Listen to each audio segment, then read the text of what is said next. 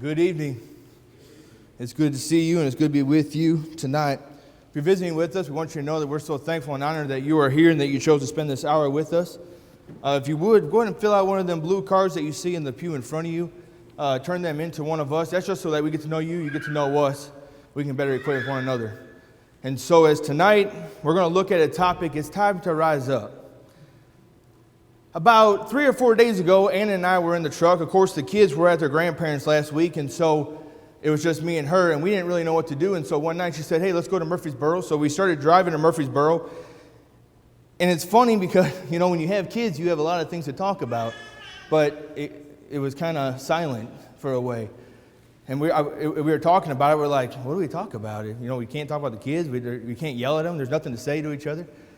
So about halfway there, I'm in the driver's seat, and my lips are moving a mile a minute, and my hands are going like this, and I can see someone glaring at me. Of course, I know it's Anna, and she's looking at me with this look. And I stopped and I looked at her. I said, what? She goes, who in the world are you talking to over there? I said, I'm talking to myself. And she said, well, what are you talking about? I said, well, I'm preaching coming up here, and I'm preaching the sermon to myself. I said, I do that. She goes, well, you're really laying it down. And I said, I'm preaching to myself. I said, I go over these things in my mind. And here's the way that I write sermons and I write Bible classes. If you've been in my classes or you heard me speak before, you know I do it this way.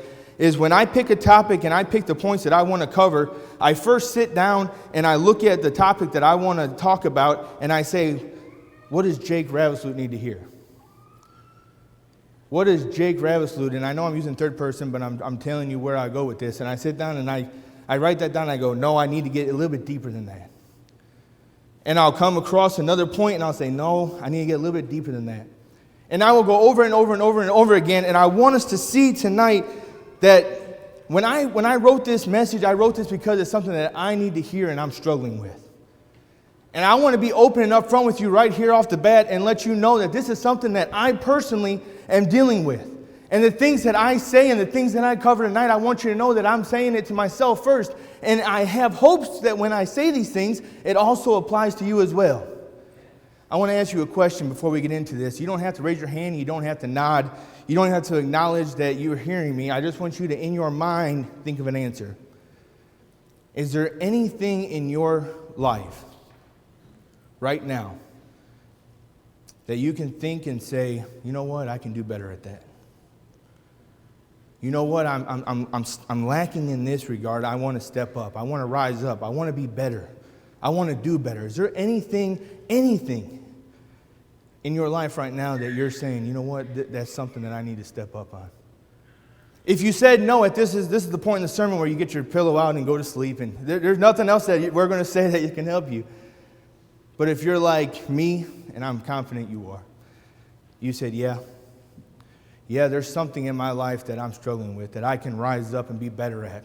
There's something that I can look at and say, you know what, I need to get to this point.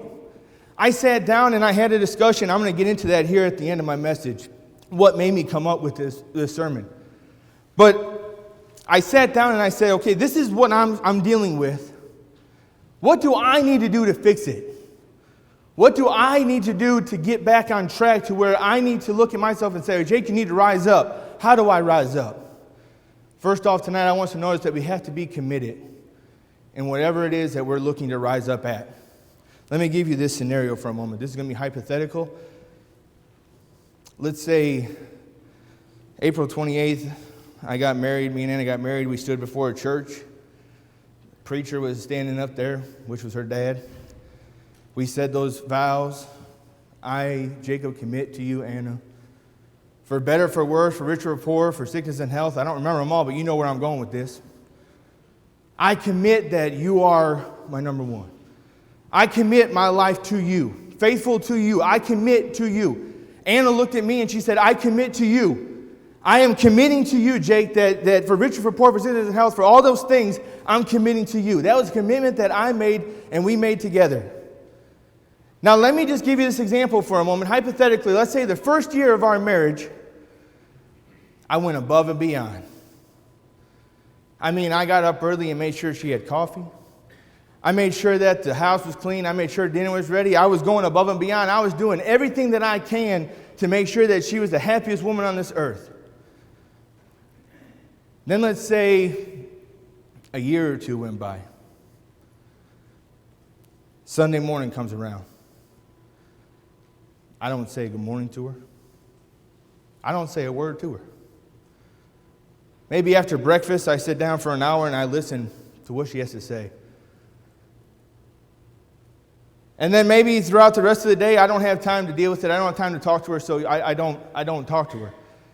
Sunday night, maybe just for an hour, maybe I can find the time just to sit and listen just for an hour. Maybe there's enough time there. I don't know. Monday, I don't say nothing to her. I wake up, I don't say good morning, I don't text her, I don't say how's your day going, I don't check in, I don't say a thing to her. Tuesday, same thing. Wednesday, same thing, except Wednesday night I decide, you know what, I can try to maybe, if I have time, maybe, I'll give her an hour, maybe. Thursday, nothing. Friday, nothing. Saturday, nothing. How many of you in this room think that I would have made it past Sunday? No, you know my wife. I'd be on 20/20 or something if that ever happened. You see, we look at that situation and we look at that scenario, and anyone in here who's married, and if you're not married, don't do that. But even the young ones that are not married can look at that situation and say, well, no one's going to deal with that. There's no lady or wife. There's no one that's going to deal with that. That's unacceptable. That's absurd. And sometimes, I'm talking to Jake. If this applies to you, right on. Sometimes I treat my Christianity that way. If I have time. Sometimes I look at the week and I look at my schedule and I think to myself, what am I committed to first and foremost? Where do I put my priorities at? You see, too many times I personally have looked at the day and I've looked at things and I've said to myself, and I'm ashamed of this, but I'm being truthful with you right now. I've looked and I said, I can't go tonight. I got too much going on. You know what I was doing? God should have been number one in my life in that moment. But I allowed something other secular, I have allowed something else to become my number one. It wasn't intentional. It wasn't on purpose. It's not like I sat there and said, well, you know what? It is what it is. No, I purposely or unintentionally, whichever way you want to look at this, I have allowed my commitment to go somewhere else. I've allowed something else to become my number one. I want us to think about something for a moment. Think about this again. Personally answer this in your mind. When situations, activities, events come into play, into my life, into my week, where do I prioritize my worship? Where do I prioritize my relationship with God over these secular activities? Now, understand me when I say this. I'm talking to myself here because I don't need to do those things. I don't need to be in that situation, but I've allowed myself to do it. I have allowed myself time and time again to say, hey, you know what? Be all right. I thought ahead. It's okay. It's all right. You know what happens to me? I start prioritizing God as not number one. And before I know it, it's becoming easier and easier and easier and easier for me. That's Jake. Maybe that don't apply to you. For me personally, that's something that I struggled with. And I look and I say, I have a commitment that I made. When I became a Christian and I was baptized into Christ, I made a commitment that, Lord, you are number one in my life. You are number one in all things. As for me and my house, we're going to serve the Lord number one first. But guess what? As life happened, as situations happened, that verse, as for me and my house, we will serve the Lord first, became unintentionally second, third, or fourth. I want you to notice this verse with me. This is Isaiah chapter 40, verse 28 through 31. He says, do you not know and have you not heard this? That the Lord your God is an everlasting God, the creator of all the earth. He never becomes faint and weary. There is no limit to his understanding. He gives strength to the faint, and he strengthens the powerless. Youth may become faint and weary, and young men may stumble and fall, but those who trust in the Lord will renew their strength, and they will soar on wings like eagles. They will run and not become weary. They will walk and they will not faint. Let me tell you something that I have dealt with. I get into a zone of something. I'm just going to give you an example for me personally. On a Wednesday, I will get in the zone about something. And I feel as though I can't step away from that. Of course, I can step away, but I feel as though I can't. And you know what happens really fast to me, to Jake? Is I start becoming faint and I start becoming weary. And here's what I mean by that, is I start rationalizing why it's okay that I don't do what I'm supposed to do to my commitment to God. I start rationalizing ways that I can get out of what I know I'm supposed to do. And in turn, I become faint and I become weary. And then guess what happens? I come to services, and I didn't ask permission to use your name, Miss Faye, but I'm going to. You got to forgive me. But I walk in, and she's standing there ready to give me a hug.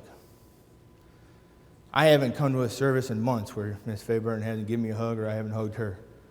And there's many others in here who has hugged me, but she seeks me out. It's like I have a radar on where she says, I need to encourage someone, and it's always me. And the soaring with wings like eagle, and walking and running and feeling that encouragement and feeling that upliftment comes back to me. And I think to myself, this is why the commitment needs to be number one. Notice this verse with me. He says, commit your ways to the Lord. Trust also in Him, and He will bring it to pass. Do your best. 2 Timothy chapter 2:15, he says, do your best to present yourselves one that is approved unto God, a workman that he needs no need to be ashamed, rightly dividing the word of truth. Ask you a question. Again, think about this mentally in your mind. How easy is it to do this verse if God is not number one in my life?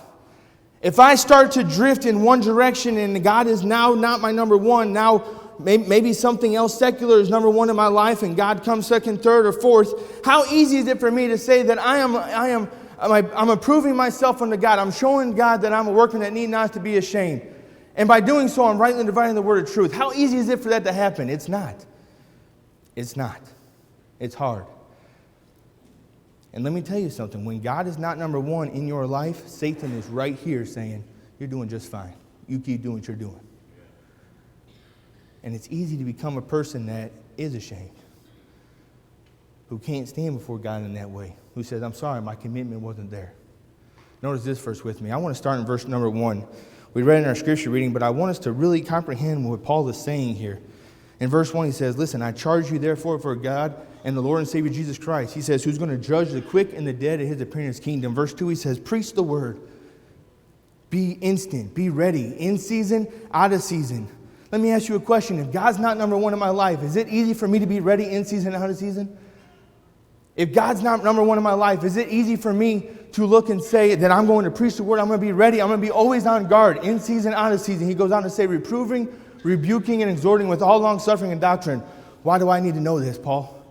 He's telling young Timothy, he says, because the time is going to come when they're not going to endure that sound doctrine. They're not going to care about the truth.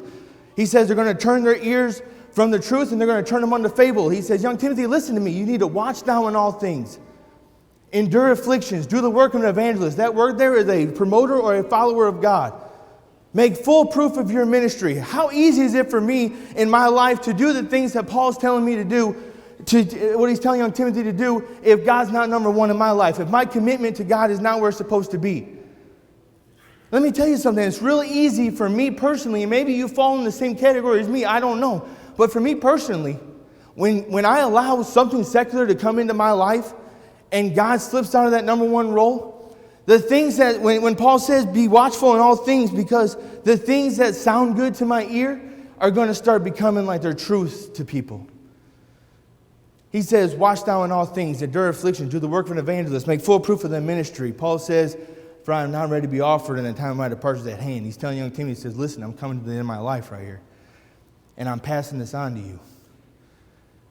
He says, I fought the fight. I finished the race. You know, when I was baptized, when I became a Christian, everyone told me, it's not a sprint, it's a marathon. It's a long race.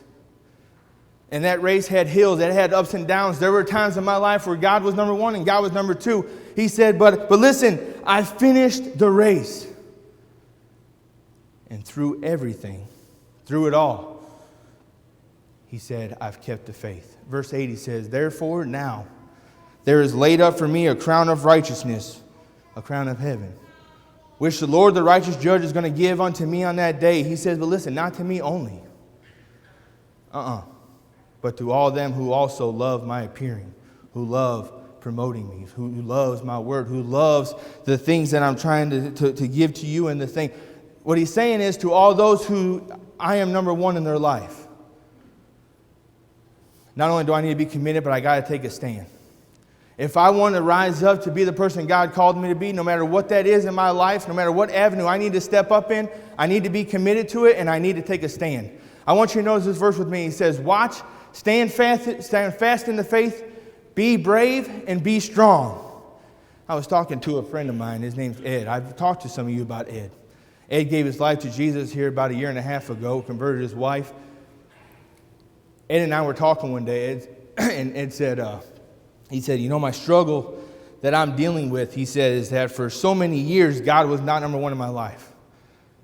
He said, I allowed so many other things to become number one. I allowed my kids to think that it was okay for other things to be number one instead of me doing what I know I'm supposed to do.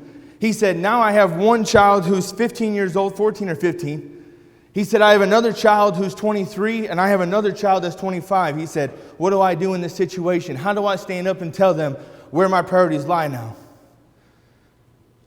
And he said these words that's been ringing in my ears for a long time. He said, I think it's too late. So Ed went and talked to his children. He sat down with each one of them individually. 25-year-old daughter never had an example of God in her life. Ed looked right at her and said, sweetheart, listen to me.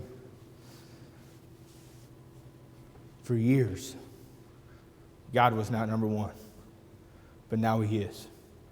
And he said, I'm so sorry that I wasn't that example for you.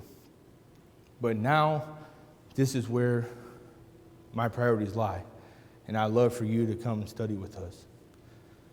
He went to his son next, said the same exact thing. He went to his 14-year-old daughter, 15-year-old, however Charlie is, but he said the same thing to her. I'm sorry.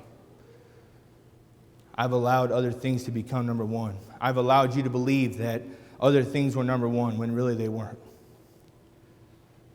But as for me and my house now, we're going to serve the Lord first, and we'd love for you to join with us. Even though you're out of my house, I'd love for you to join with us.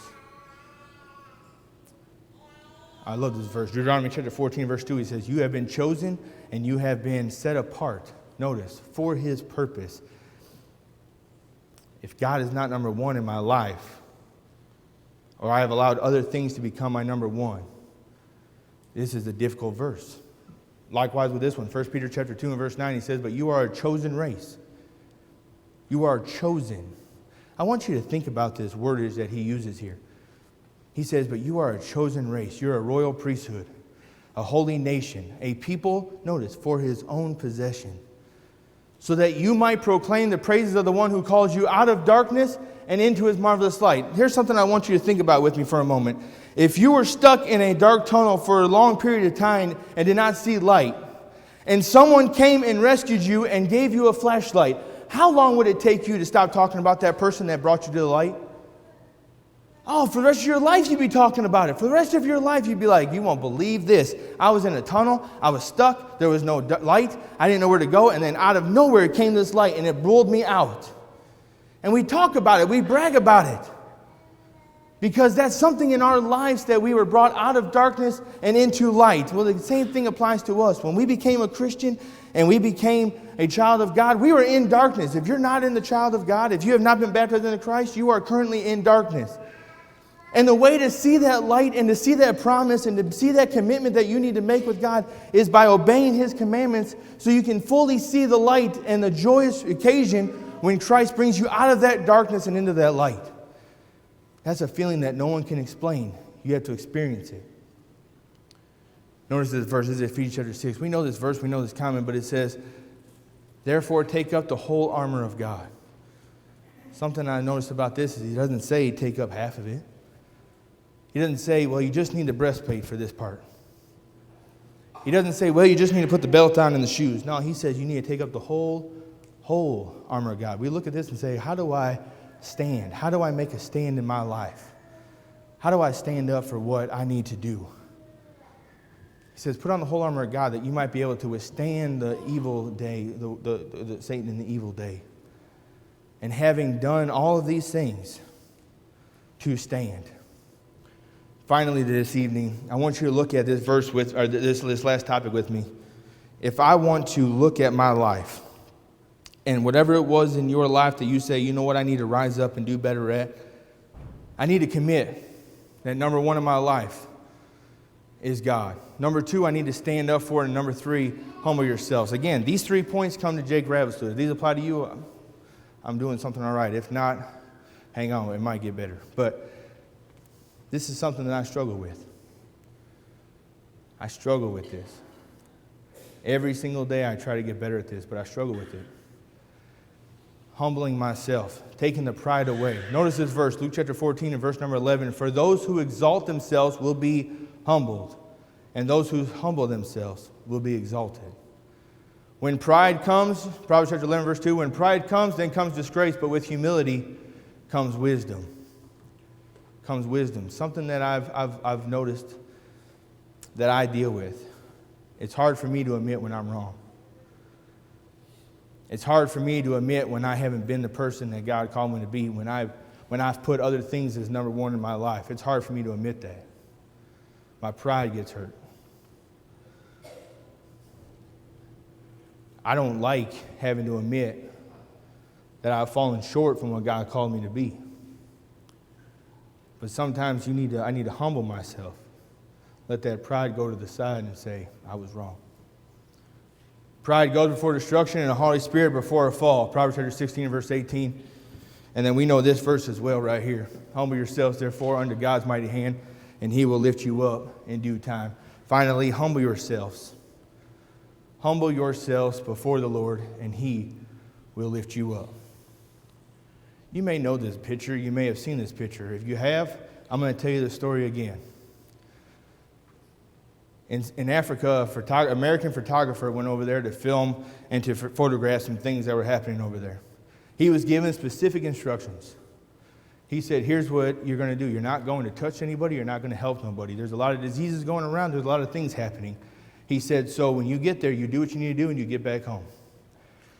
As he was on his way walking to the shelter and to the food bank, he saw this little girl that you see in the photo, hunched over in this position.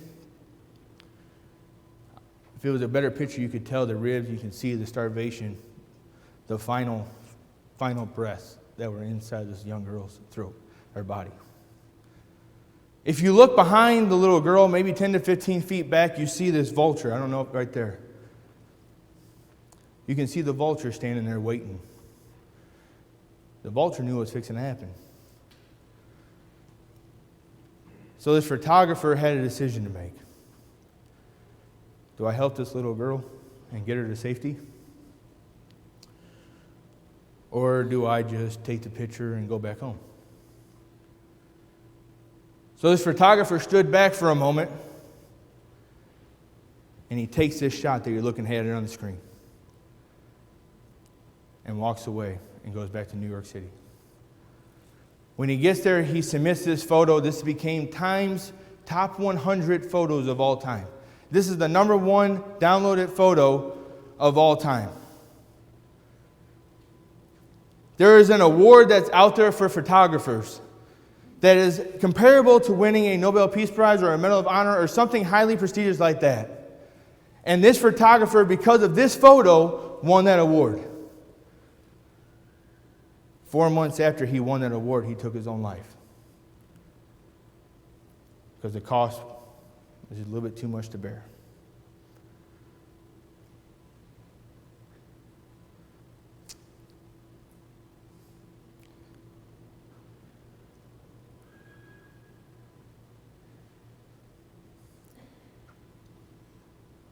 For me personally,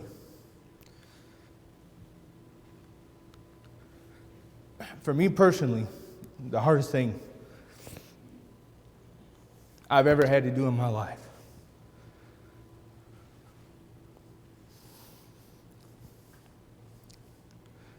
Was it, excuse me, I'm sorry. Hardest thing I've ever done in my life was had to tell my wife and kids, I'm sorry.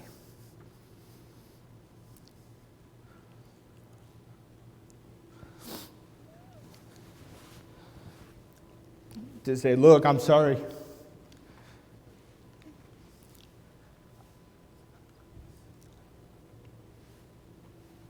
I'm sorry I allowed other things to become number one. I'm sorry that I led you believe that it's okay to miss services for something else. As a leader, I'm sorry.